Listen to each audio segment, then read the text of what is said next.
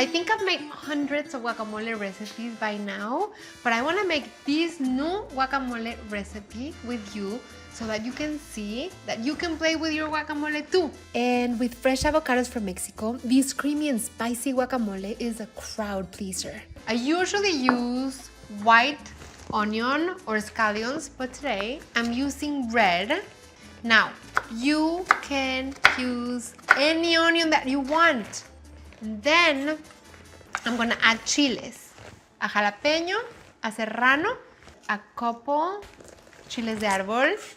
I'm gonna add some chives, a little bit of cilantro. You can skip the cilantro if you're not a cilantro lover. A teaspoon of salt.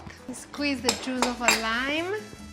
And then even though I have my ingredients already chopped in there, this is where the tejolote handle for the molcajete comes in handy because I want the ingredients to release their juices, their aroma, and I want this to become a paste. You saw how full the molcajete looked before I started mashing, and look now.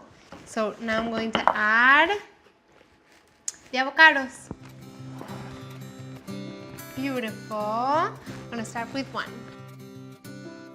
I like my guacamole kind of chunky, so I think I am gonna fit another avocado in here.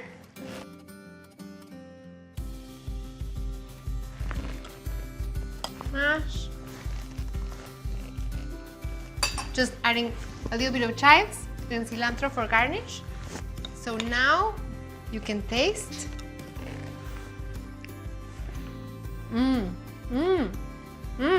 And with avocados from Mexico, this guacamole is a fresh and spicy dream.